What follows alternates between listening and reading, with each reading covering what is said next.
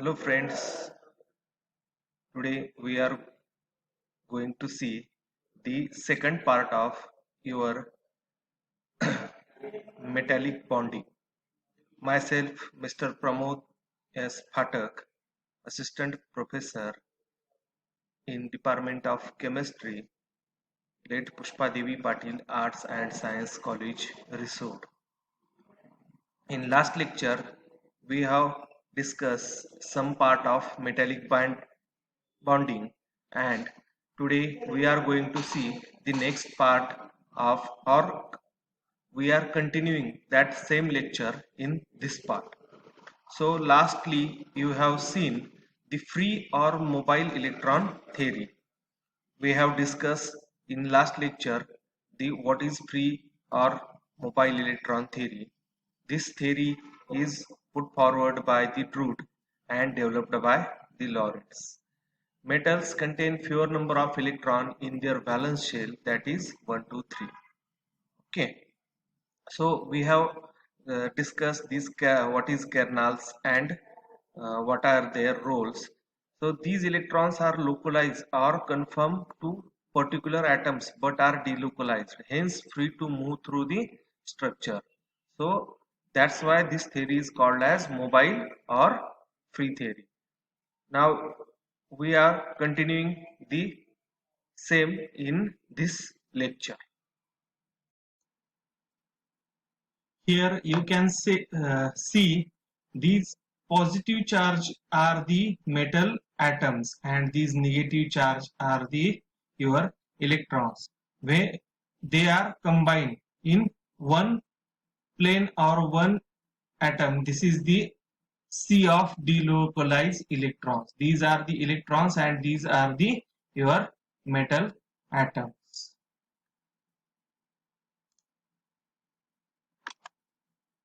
So these metallic bonds differs from the covalent bond in two aspects. Okay, the main difference of covalent bond and metallic bonds are the metallic bonds, why they differ from the covalent bonds, having two aspects. So first one is it is a non-directional. The metallic bonds are non-directional. They move from anywhere or any side.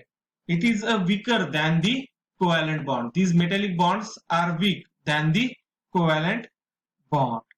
So here the strength of metallic bond increases with increase in number of valence electrons. The strength of metallic bond increase with increase in number of valence electron or their outermost electrons. Here is the example: sodium, magnesium and aluminium. Aluminium is having 3 electrons in their valence electrons, so it is greater than the magnesium, having 2 electrons in their valence shell or their outermost shell, which is also greater than the sodium. The sodium having 1 electron in their outermost shell. So here we are going to see the properties of metals on the basis of this first theory, that is free electron theory. These are the 3 points. First one is the electrical and thermal conductivity. Second one is the malleability and ductility. And third one is the metallic luster.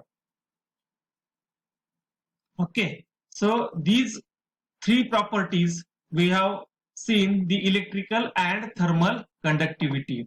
The example of electricity, the electricity move from one end to another end in wires, and the thermal electricity is moved from our iron rod, which have we discussed in the last some slides.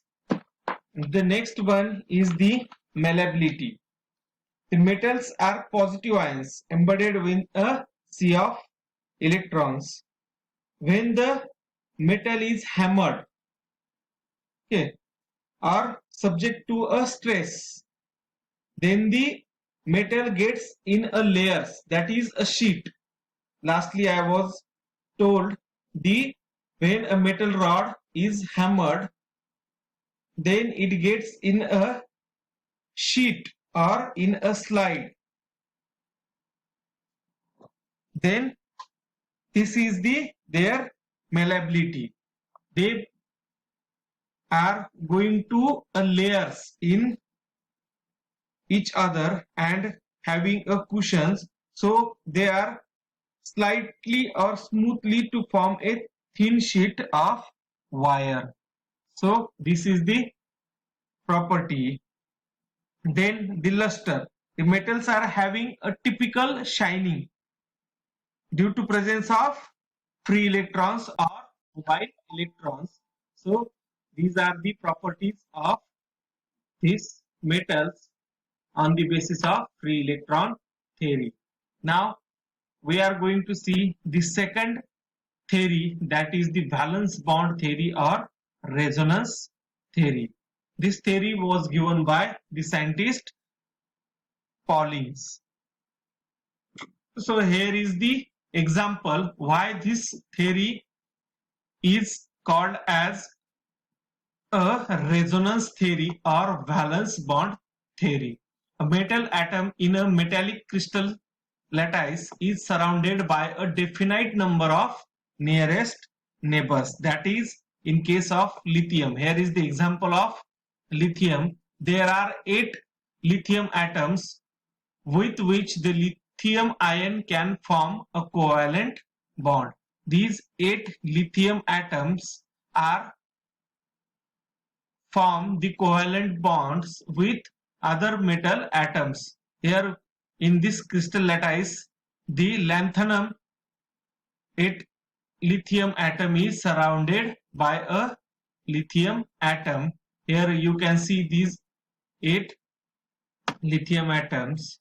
The electronic configuration of lithium is 1s2 2s1, means their last electron shell is having a 1 unpaired or only 1 electron, and so it combines with other electron and form a single covalent bond.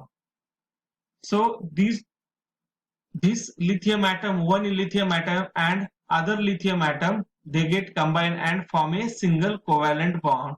But this bond is not a permanently established, means it can be break or it can be move.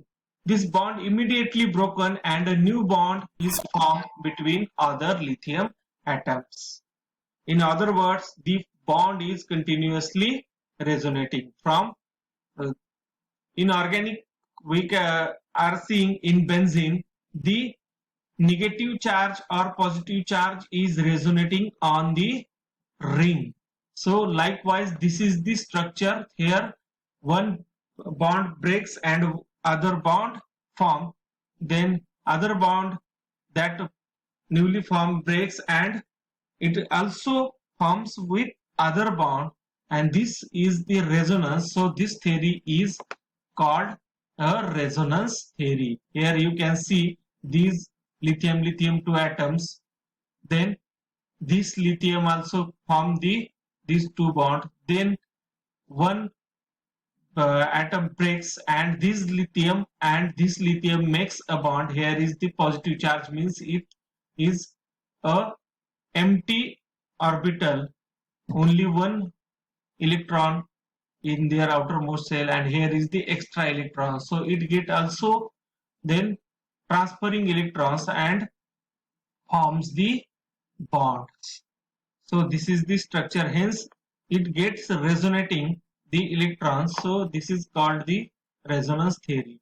But this theory fails to explain the thermal and electrical conductivity and their metallic cluster.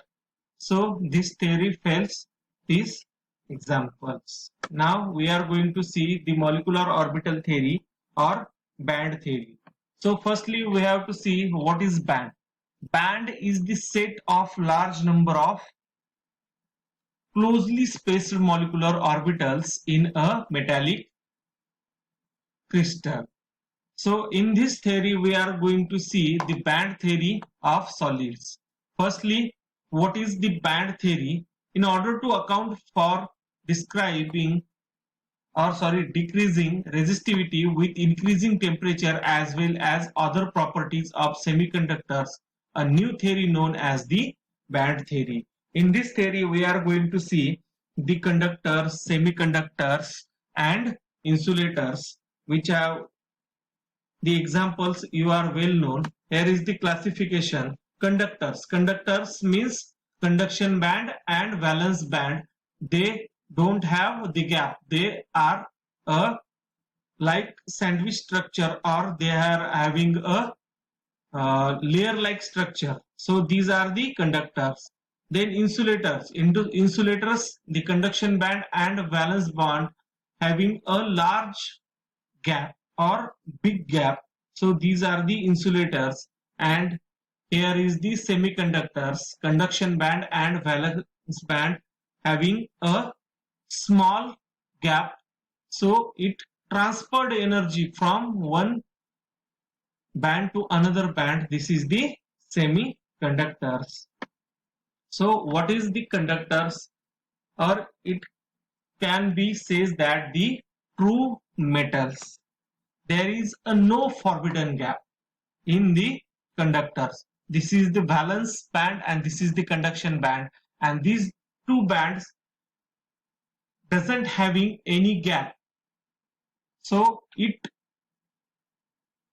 freely or consistently transferred the electrons from one to another. So this is the conductor, or it conducts the electricity or heat. So this is the conductors. Then insulators. Insulators having a forbidden gap. They don't have the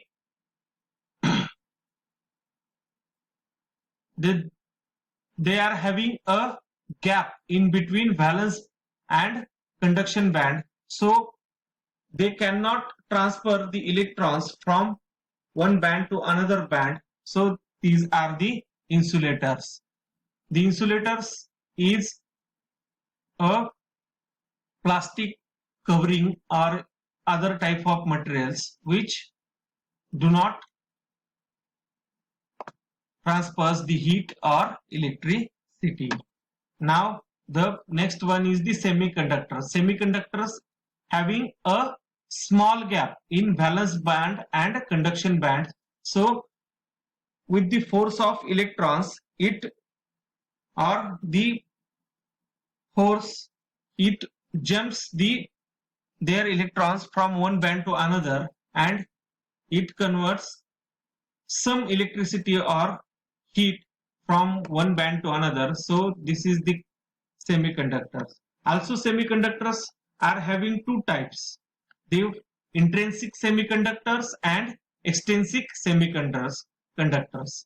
These extrinsic semiconductors having another two types, that is p-type semiconductor and n-type semiconductors. So what is the intrinsic semiconductors? An intrinsic semiconductor is a pure semiconductor. The number of excited electrons and the number of holes are equal, that is n is equal to p.